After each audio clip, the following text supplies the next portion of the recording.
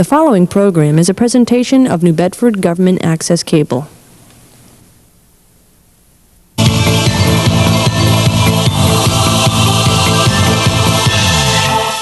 Who's Who in the Whaling City, a weekly series introducing you to the various city department heads, their jobs, and the services they provide.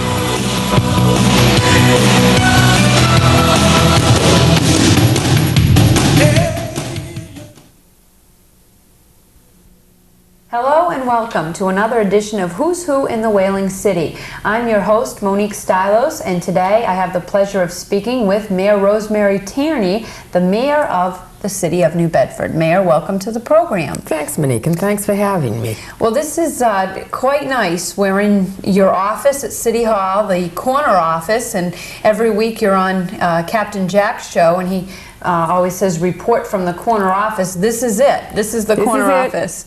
You're sitting right in the heart of what we consider the corner office, and as you look around, you know, you're going to see the Ashley desk over there. You'll see all of the various photographs that I have framed and put up on the wall, rather than formal paintings, because I think that that's far more important. It gives a history to anyone who comes into the corner office as to what has been going on in the city and how many visitors that we've had, what our objectives are, how many various notaries come through, and I think it's pretty open, pretty interesting, and I like looking at it. It's pretty impressive, and I would equate it, but much more on a larger scale, to going into a dentist's office or a doctor's office. You want to see their diploma, you want to know if they're qualified to do the job, and I think this is a true testament when you have awards and citations and, like you say, just pieces of memorabilia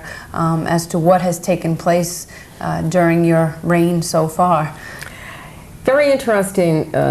Judge Mackey happened to be in the corner office the other day, and he was looking around, and he said, don't do what I did. People would come in and say, I like that picture, for instance, or I like that souvenir that you have there. And I'd say, you want it? Take it. He says, I have absolutely no memorabilia left of my administration, with few exceptions. And he was extremely interested in seeing all of this. And I notice, you know, Judge Rogers, the present council president, who was mayor at one point, has made similar remarks. And I've had Brian Lawler, he's been in here and he's looked around and he said, amazing how much that you do actually have. I know when the ambassador came in and when recently, and when we had, for instance, the president of the Azores come in recently, and he looked at all of the memorabilia that we have from Portugal and from the various islands. He was extremely impressed. And we've had, as I said, we had the Japanese delegation come in, and they certainly enjoyed what they saw up here. And we've had, you know, the president of Cape Verde, he's been here. Many notaries have come through. Plus, we've also had school children come through. We've had constituents come in, very interested in it. This is where we hold the weekly department head meetings, and the ones that we have for all of the department heads, the public safety meetings. It's right around this desk itself and the chairs. Council President George Rogers reminded me that these chairs originally did come from the council chambers, and I said, wow, you know, are you insinuating that maybe you want these back? And there's a lot of history, a lot of history in this room. Well, as you might know, the Who's Who program is an opportunity for department heads to showcase or to let the public know what exactly they do, what their job is all about. And you being mayor, probably you've got the most to talk about. I'm sure it's exciting, and I'm sure it's a lot of hard work and frustrating at times too. But maybe you can start off by just telling us a little bit about your job and what it entails every day. Well, it really is all of what you've mentioned. It's certainly a challenge. I always say, you know, every day's a new adventure, because one never knows when you start out what actually is going to happen during the day itself. And it's a mixture of handling constituents as they come, you know, through the door, and answering telephone calls, responding to the press, responding to the department heads, And it's extremely rewarding, I think, when you see something that actually does come to fruition after you've worked many months on it. For instance, the Art Museum, which when you look out this corner window here, you can see directly across the street as a renovated piece and an integral piece of City Hall Square. And that took many months before that actually became a reality. There were frustrations along the way, but that goes with any job. And I just enjoy the challenge of the job itself, and I enjoy the fact that we're able to set goals and we work towards the goals. I think the city workers themselves are an extremely dedicated, hard-working group for the most part, and I also do think that they enjoy the challenge. And I've heard from the department heads that they like to see things happen. They like to start the projects. They like to see them through to completion. And they enjoy seeing many of the older buildings that were so decrepit in the past become alive again and have a useful life. And I've received, many compliments just from citizens most recently about the renovated Art Museum in that building and how well that did turn out. And at the present time, we're in the process of restoring some of the offices within City Hall itself and making it more user-friendly to the public. We've opened up City Hall earlier, increased the hours at the major offices so that the public will have an ability to come into those offices and get their business transacted. And we're also very fortunate because we're in an exciting yet frustrating period in our history, because we have 4 major projects that are now on the front burner, and they have been recognized by the state. The legislative delegation has pushed the authorization of 4 bond bills. The governor has signed it. Now we're waiting for the money to go along with it. And we have these projects that will benefit not only just the city but our region that we've heard about. For 25 years, many people have been talking about this, but now it's actually happening. The most frustrating part that I find in the job is when a company makes a corporate decision that it is going to leave because of mainly because of downsizing at the corporate level. And then you're left with workers that we can, for the most part, probably relocate into other companies.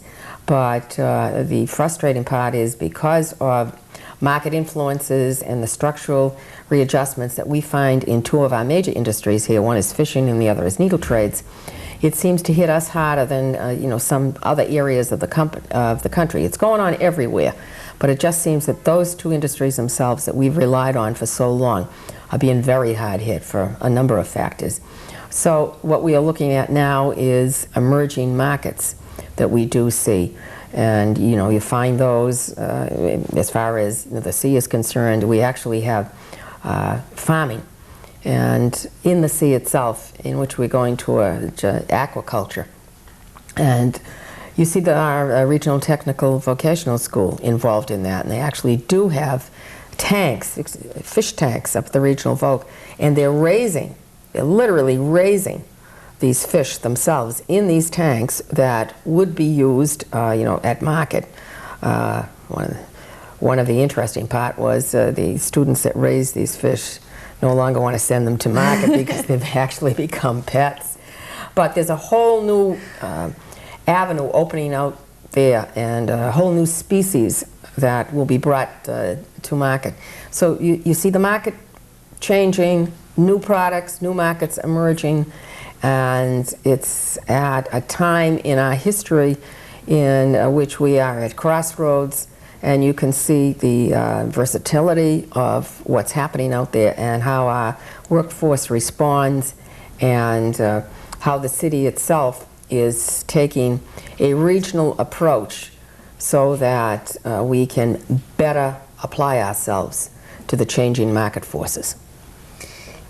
Pretty overwhelming, I think, from a constituent phone call to a global marketplace. You're dealing with a lot. Long hours. You know, you're expected to be everywhere. You're expected to make everybody happy all the time. You know, how do you do it? Is it, you know, a great press secretary? I'm sure it is, but I would imagine you've got to be pretty organized to accomplish so much, and you can't please everybody, but you must have some kind of organizational something to get you through every week. Well, I always said that the best experience I ever had for the job with transferable skills was raising 5 children. And I'm sure you could share that, because you have to be organized in order to do that. And you wear many hats. You know, you're a purchasing agent and a comptroller, and you're also a negotiator when the fights start. You also have to be a traffic cop, and you know, you have to make sure that they get to the various events, so you actually end up as a driver.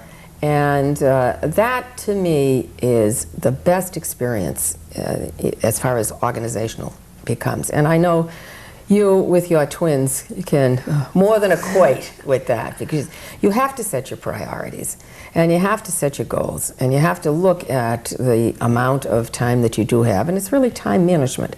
And then there's always the unexpected. There's always Murphy's Law that's out there that you have to take time out for. So I just do the best I possibly can, and the day job to me is extremely full and very fulfilling, but it's the night aspect of it in which you really have to be simultaneously 4 different places. So you could use 2 of yourself or 3 of yourself. And it's just, as you said, it's just set your priorities and do the best you can.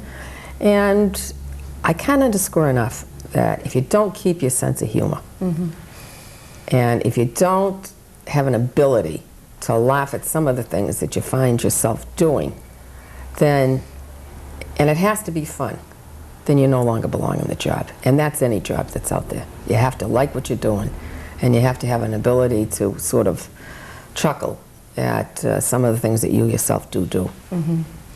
I would imagine. Let's talk a little bit about some of the major projects that the city of New Bedford might be seeing in the next couple of years. And I say years because, like you say, things don't happen overnight. We've got commuter rail on the burner, the casino on the burner, you know, a whole revitalized downtown. What do you see happening, say, in the next, what will we see in the next couple of years in New Bedford? Do you think we'll see a casino? Will they be breaking ground? Will the train be coming to New Bedford? I think we very easily could see all of that. At the present time, what's happening with the casino and with the train and with the rest of the major projects is they are, the ballpark for action is now in the general court. It's up in Boston itself. And we need some decisive action by the legislators there to determine which one of these projects takes off first. I do think, realistically speaking, the one that stands the best chance of getting immediate funding in the budget that the governor will be is presenting to the legislature, and that should get some action on it, is most likely the Seaport Bond Bill. And that will impact what's going on down at our waterfront. And there are so many avenues down there that's so important, not just to the seafood industry itself and to the fishing industry, but also to all of our citizenry, because it's going to be a whole new way of doing business. We will actually have a working waterfront with a major port that will have dredging, so that we will see, other than fishing vessels there, we're going to have the ability with the dredging to attract cruise ships. And that in itself will change the waterfront as we see it at the present time. But we still have to make sure that the working waterfront is there, and that the fishing industry is there, and that its needs are listened to, addressed, and blends with the changing waterfront. I can foresee a display auction, which will certainly change the way the fishing vessels come and unload their cargo. And I can also see that this is an integral part of what we call our update of the master plan. The last time that it was done, it was under former Mayor Eddie Harrington back in '62. We have pieces of it in place already. We're going to go towards a new master plan in which all of the department heads, the ones that work with these projects on a day-to-day basis, are involved, and we will be taking it out into the neighborhoods, because what will happen is, one of the major parts of updating the master plan is we're going to have new zoning regulations. For instance, down on the waterfront itself, with the Seaport Bond Bill and with the Harbor Master Plan, which has been ongoing for the past couple of years, there's a dire necessity to make sure that the zoning regulations down there are all-encompassing and meet the demands of the Seaport Bond Bill and meet the demands of an emerging potential port authority. So you have to have the vision to take all of this into account and position the city so that it is ready for the turn of the century. And with that goes the requirement to make certain that the zoning regulations ensure that we have the proper procedures in place. We were looking at leases, for instance, down not only on the waterfront, but at the airport, with the airport expansion. And those leases themselves, in many instances, tie up property for too long a period of time. And you have to make certain that whatever is done that way, zoning, lease-wise, property-wise, as far as the city is concerned, is all integrated. The new buzzword for it is we need intermodal planning, which, and all it means is that you need a puzzle, you need all of the pieces of the puzzle connected, you need a plan as to how well this does, you need it all on paper, which we have the foundation for, and then you need to make sure that this will actually meet the requirements of the turn of the century. I realized that in talking with Dave Edwards a little while ago on airport expansion, realizing that project doesn't happen overnight, but it's not just bringing in bigger planes. Mm-hmm. It allows the fishing industry to utilize the airport. It means people can come through New Bedford instead of Worcester and Providence. It's all connected. It was mind-boggling to think what airport expansion would mean to a city like New Bedford and to all its residents, not just people who go on vacation or people that import or export. It's mind-boggling. Well, the toughest part about the job really is that there's so much information that I do have, or that one has, that it's difficult to compress it in sound bites. Mm-hmm. And today's society deals in sound bites. And you can't give all of the background and the time-consuming projects and the efforts and the amount of people and the planning that has gone into this. You can't do that in 30 seconds, which in many instances is what's required. And then you have to make sure that you're able to speak in plain vanilla language so that you do get your message out. And you say, here's where we're going, here's where we started from, here's where we're going to, and here's how we plan to get from point A to point B. The plans are all there. It's extremely important that it's a good, solid one for the city, because what we're really doing is we're planning for the future, building on the linchpins that we have already in place, and using as many of our assets as we have, revitalizing the ones that have been let slide, and just making sure that the plan is there, the roadmap's there, so that those that come after will say, I know exactly how they plotted this to get from A to B. Mm-hmm. You had mentioned that in your last campaign that if you had to do something over again, or if there was something that you regretted, it was your inability to get across all the positives that have happened in New Bedford. You spoke of how difficult it is to get a reporter to realize that, like opening up the art museum isn't just like, oh, okay, let's throw some paint on this building and call it an art museum. It takes a lot more than that. Many hours went into that, many planning, many crews, a mixture of a real partnership there, a mixture of private industry and the public sector. And as I said, very difficult to explain in a soundbite. And some of the things that do happen, I mean, we have so much going on. Sometimes I feel like Captain Kangaroo with all sorts of ping pong balls in the air because of all the projects that are going on. But there's so much activity that you can actually feel the excitement. And one of the, as you're well aware, every Friday I do go on Stan Lip's open line program. And last Friday he mentioned the fact that he actually feels that we've turned the corner with the designation on the Senate side for the waterfront park, the national park. And then Senator Kerry coming in and announcing, $1 million plus grant for the master plan and for the environmental study for the airport. And the bottom line always becomes money and where do you get it, how much do you have, how do you cut up the pie, and how do you deliver the services as best you can, to the constituents.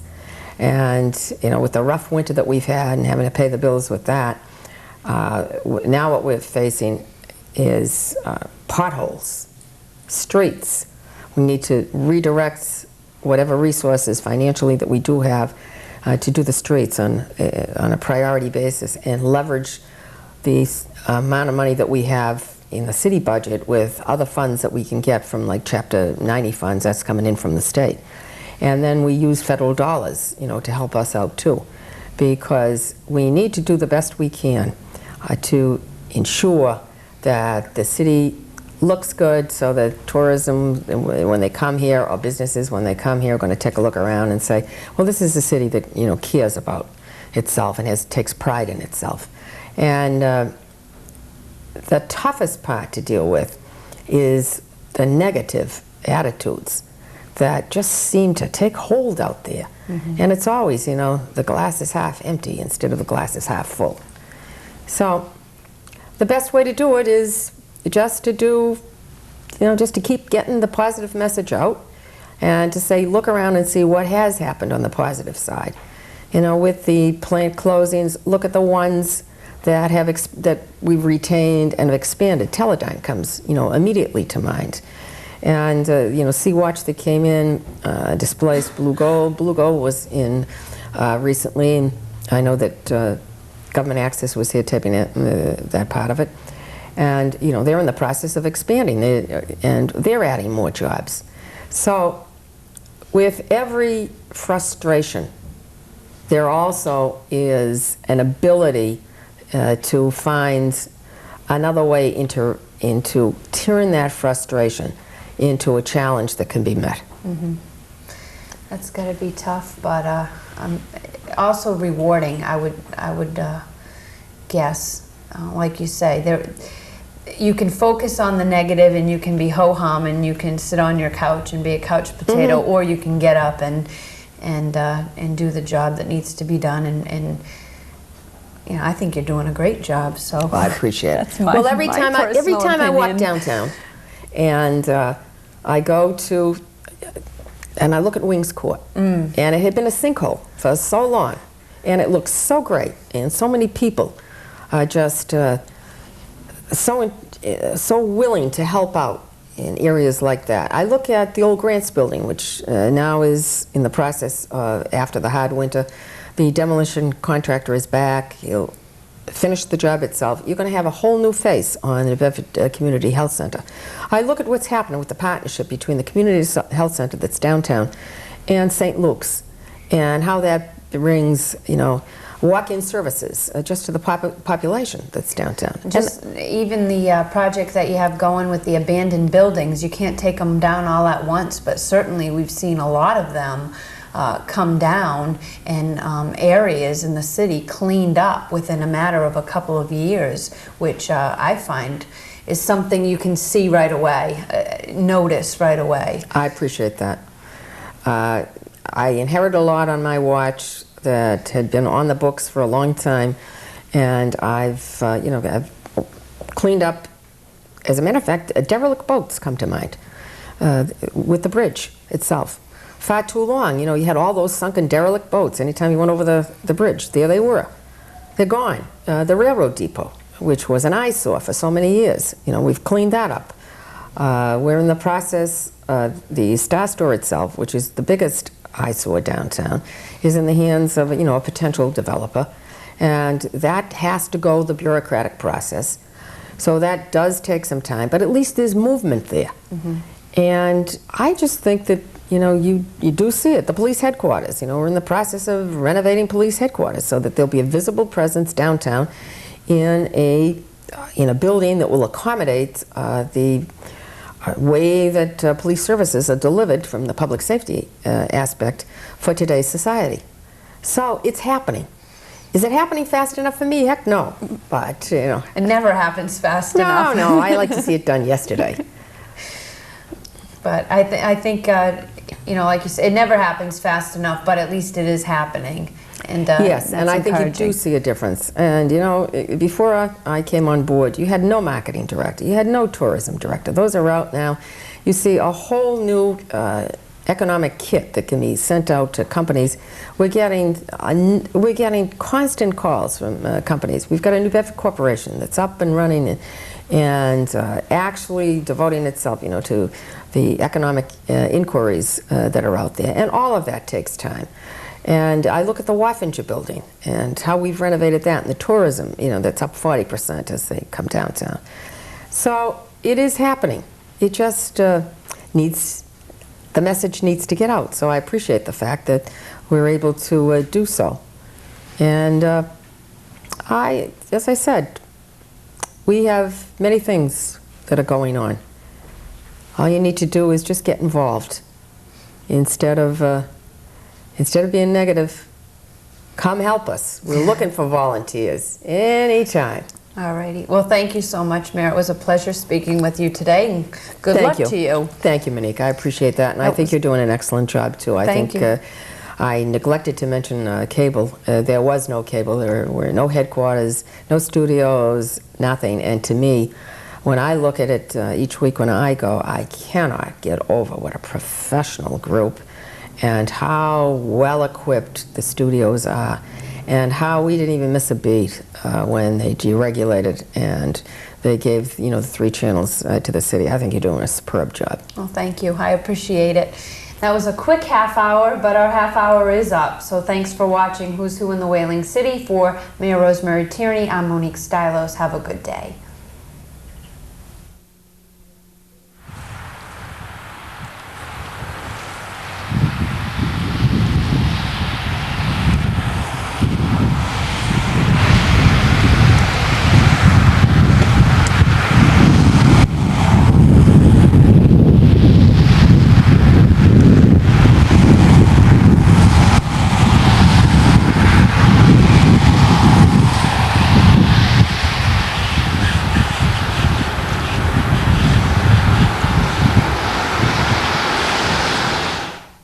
Hi, I'm Taya Leone, and you're watching New Bedford Cable Network. Good for you.